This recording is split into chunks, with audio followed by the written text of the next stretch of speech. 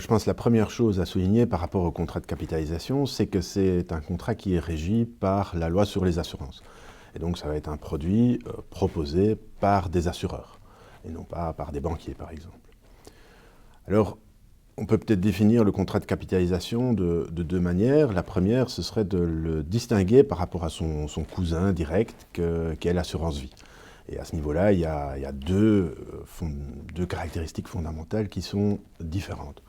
La première, c'est que dans une assurance vie, on a toujours une tête assurée. Le contrat d'assurance vie comporte un élément aléatoire qui est lié à la durée de la vie humaine. Donc la prestation sera payée soit en cas de décès, soit en cas de survie de la tête assurée. Dans le contrat de capitalisation, rien de tout ça. Le contrat de capitalisation est conclu pour une durée qui est déterminée, fixée à l'avance par les parties, avec éventuellement une possibilité de reconduction, de système de reconduction tacite. Donc une deuxième différence par rapport au contrat d'assurance vie, c'est que dans l'assurance vie, on a toujours une attribution bénéficiaire. On va stipuler au profit de quelqu'un. Alors que dans le contrat de capitalisation, c'est le souscripteur lui-même ou éventuellement sa succession, si jamais il décède en cours de contrat, qui va se voir verser le capital au terme. Donc ça, c'est une première possibilité de définir le contrat de capitalisation en le distinguant par rapport à l'assurance vie. Ou alors, on peut s'attacher à la définition légale du contrat de capitalisation. Et la loi nous dit à cet égard-là que le contrat de capitalisation, c'est un contrat au porteur comportant l'engagement, en échange de versements uniques ou périodiques, de fournir une prestation fixée dans le contrat ou liée à l'évolution de la valeur ou du rendement des actifs auxquels le contrat est adossé. Donc cette définition légale nous renseigne sur certaines caractéristiques, mais on sent quand même qu'elle ne reflète peut-être pas tout à fait très bien la manière dont les contrats de capitalisation se passent aujourd'hui. Tout d'abord, la loi nous dit d'abord que c'est un contrat au porteur. Or, je pense qu'aujourd'hui, dans la pratique luxembourgeoise, on ne pratique plus les bons de capitalisation au porteur, donc où tous les droits sont inscrits dans le titre même et que le porteur du titre peut exercer ses droits. C'est une solution qui a été pratiquée par le passé, mais aujourd'hui, je pense que tout le monde ne pratique plus que le contrat de capitalisation nominatif. Pour le reste, la loi ne nous dit rien non plus par rapport aux deux caractéristiques que j'ai déjà soulevées plus haut, à savoir l'absence de tête assurée et l'absence de clause bénéficiaire. Mais à côté de ça, la loi nous donne deux autres caractéristiques qui sont fondamentales dans le contrat de capitalisation. C'est l'engagement de l'assureur, qui est donc soit fixé à l'avance, soit peut être lié à l'évolution de fonds d'investissement. Et c'est ça vraiment une des particularités, je pense, du contrat de capitalisation luxembourgeois. Et le deuxième élément, c'est que c'est le souscripteur qui s'engage, lui, à faire des versements qui peuvent être soit uniques, soit alors périodiques, ce qui peut inclure des versements réguliers, programmés à l'avance, ou alors simplement des versements libres au gré du souscripteur. Le contrat de capitalisation luxembourgeois aujourd'hui va être surtout un contrat adossé à des fonds d'investissement, et c'est ça vraiment son originalité. Et on va donc trouver un fonctionnement de ces contrats de capitalisation assez proche de l'assurance vie en unité de compte ou appelée branche 23, à savoir qu'au moment de la souscription, le client va définir en fonction de son profil un certain nombre de fonds dans lesquels il souhaite investir, parmi la gamme de fonds offerts par la compagnie d'assurance, qui peuvent être des fonds externes, des fonds internes collectifs ou éventuellement même un fonds interne dédié, donc un fonds spécifiquement adossé au contrat de capitalisation de ce client-là. Ensuite, pendant la vie du contrat de capitalisation, le client a la possibilité de faire des arbitrages, donc de changer de fonds. Et la valeur de son contrat sera fluctuante en fonction de l'évolution des marchés, en fonction de la valorisation des fonds auxquels son contrat est adossé. Et puis finalement, au terme du contrat, la valeur, le capital que le client recevra équivaudra à la contre-valeur des fonds au moment de la fin du contrat. Puis on peut juste encore souligner que le contrat de capitalisation peut, comme l'assurance vie, être racheté à n'importe quel moment. Et si le client donc décide de racheter, il recevra la valeur au moment du rachat de son contrat de capitalisation.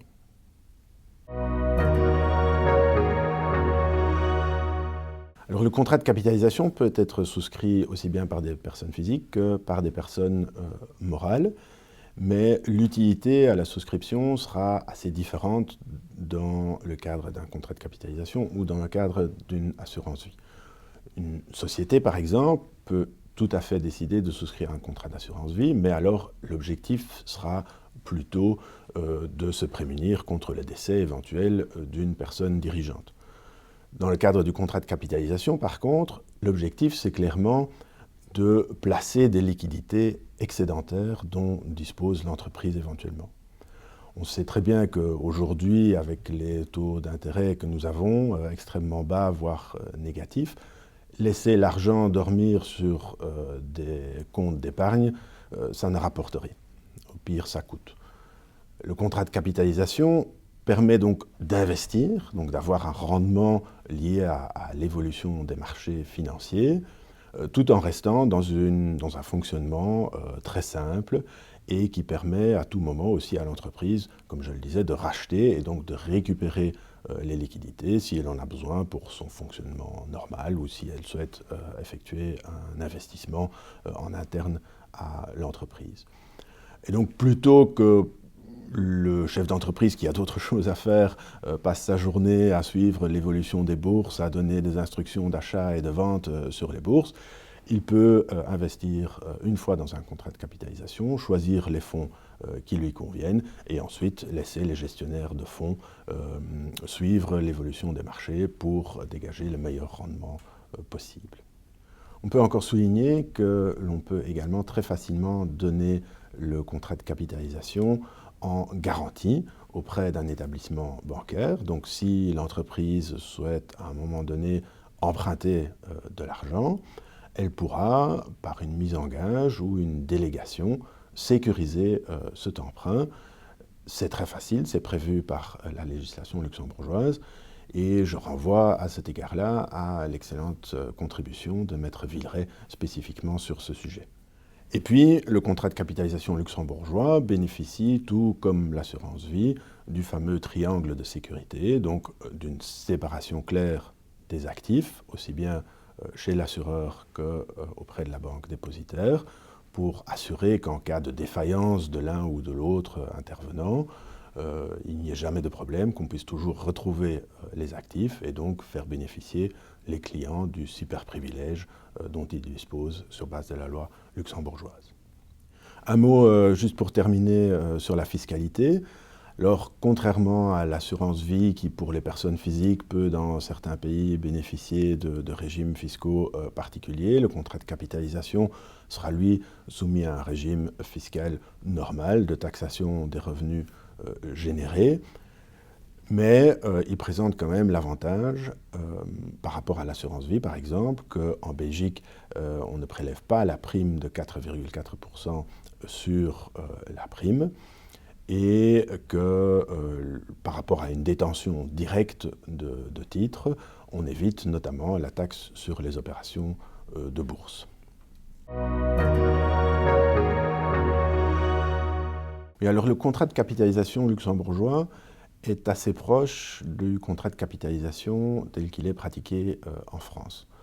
Mais par contre, si on se réfère à la définition européenne de l'opération de capitalisation, on voit qu'il y a quand même des distinctions importantes. Donc la directive européenne définit l'opération de capitalisation comme une opération basée sur des techniques actuarielles qui, contre versement unique ou périodique fixé à l'avance, va entraîner l'obligation pour l'assureur de payer au terme d'une durée fixée à l'avance, un montant lui aussi fixé à l'avance. Donc on a à ce niveau-là certaines caractéristiques fondamentales qui sont très différentes de ce que j'ai expliqué juste avant. On a tout d'abord l'usage de techniques actuarielles ou de calculs mathématiques. On nous dit ensuite que les versements effectués par le souscripteur, c'est soit un versement unique, soit si c'est des versements périodiques qu'ils doivent être fixés à l'avance, ce qui exclut les versements libres au gré du souscripteur. Et puis surtout, on nous dit que la durée et le montant payable à terme doivent être fixés dès le début de l'opération.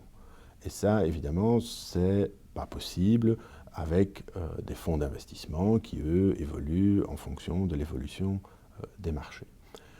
Et donc, en Belgique, on a transposé dans la loi belge cette définition venant de la directive européenne, en y ajoutant même que l'opération de capitalisation est indépendante de tout événement aléatoire, pour bien la distinguer par rapport à l'assurance vie.